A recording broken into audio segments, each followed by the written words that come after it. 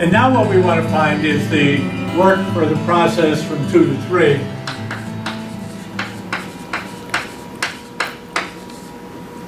And I know that Q is equal to delta H. And I know that Q is also equal to delta U plus W. And so if I look at this, the work for P equals C, work is equal to the pressure times the specific volumes, V3 minus V2. And if I look at this, this is RT3 minus RT2, and R is equal to C sub P minus C sub V. So in this problem, which was done by my co-author, he used C sub P minus C sub V because they were given. He didn't find R. We could find R, but we'll continue on with that vein. It gives you another strategy to use. So if I look at this,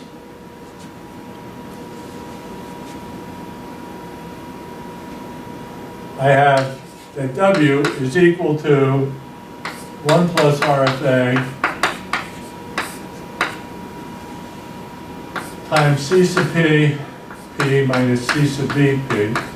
That's R times the difference in temperature, 2263.5 minus T2, 820.5.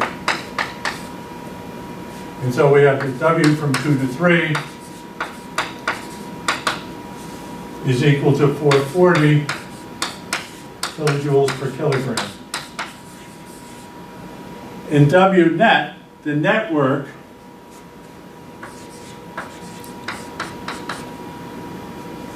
is W23 plus W34 minus W12. So because that's the work of compression. The rest is expansion, that's the work of compression. And so W net is equal to 815.4 kilojoules per kilogram. And this is for the adiabatic case. This is for the adiabatic case. In this case, we have a heat loss that's going on as well. So this is the work for the adiabatic case.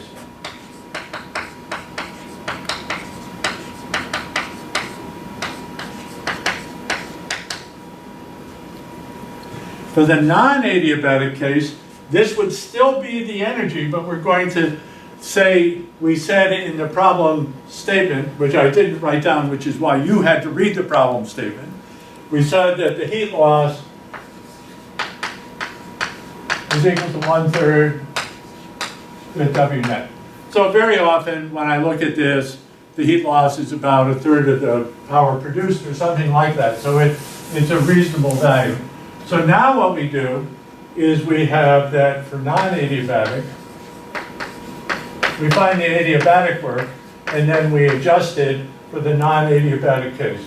So W net plus 1/3 W net is equal to the adiabatic work, 815.4, or we get W net non-adiabatic is equal to 611.7 kilojoules per kilogram. So I have what that is. And I can find the thermal efficiency, so now we'll find the thermal efficiency and some overall engine performance indicators. So the thermal efficiency is W net over RFA H sub RP. So we have 611.7 divided by RFA, 0.03709 times 44,102. So we have that the thermal efficiency is equal to 0.374, or 37.4%. And now let's get into a 4-stroke engine and the mass flow rate and all that sort of stuff. and then we'll get into the cooling water requirements as well. And so with this engine, because there's heat loss, then where does the heat go? It goes into the cooling water of the radiator. So if we assume that, we can find out what the cooling water flow rate needs to be as well. So we can build all that information out of this problem. So let's assume it's a 4-stroke cycle engine.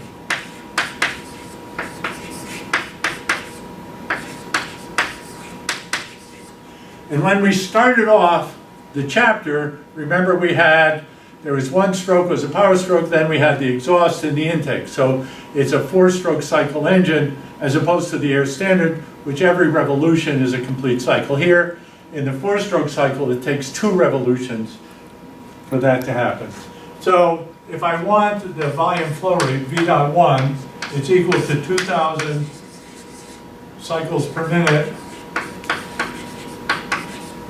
divided by 2, because I only have an intake every other revolution, times 0.006283 V1 cubic meters times 1/60 seconds per minute. And we'll come up with V dot 1 is equal to 0.1047 cubic meters per second. And then I can get the mass flow rate of air and then the mass flow rate of fuel. So that gives me the volume flow rate. Then I can use the ideal gas law. M dot A is equal to P1 V1 dot over RT1 is equal to 100 times 0.1047. Where am I? Over 0.287 times 310 degrees K. We have that the mass flow rate of the air is equal to 0.1177 kilograms per second. And W dot net is M dot A times W net, 0.1177 times 611.7. So I get that W dot net is equal to 72 kilowatts. I can find the mass flow rate of the fuel. M dot A times RFA. 0.1177 times M dot A, RFA rather, 0.03709. And we have this is 0.004305 kilograms per second, and it's equal to 0.2619 kilograms per minute. And so what happens here is, like, if I know it's operating, how big of a tank do you want for the oil? How long is it going to do? Do you want an oil tank of 100 gallons? Or what size do you want? Gallons are an English measure, but whatever. How big do you want it to be for how long you want it to run? So you want to be able to think about your fuel consumption and then figure out how big your oil tank should be for that. And let's look at Q out. So Q out is equal to 815 Q in minus W net is equal to 815.4 minus 611.7. So I have the Q out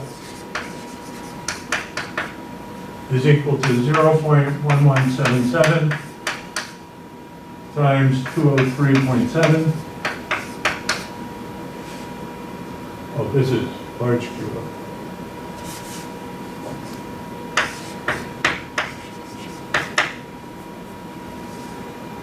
So this is about 24 kilowatts. And what we'd like to do now, just very briefly, if I could say that Q dot out was, this is for cooling water.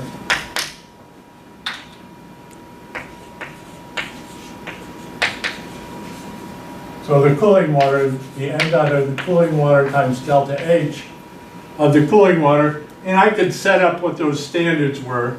And so I have 24 is equal to the cooling M dot of the cooling water times 205.3 minus 87.1, which are the H sub F values for radiator in the problem statement. So in the problem statement it gave you that. So I could have the M dot of the cooling water would be 0.20 kilograms per second. So that tells me how big of a pump I need and all that sort of stuff. Now for some homework problems for you in this area. And you can see they take a while. I've been told they build character. 13.29, 13.34, 13.27.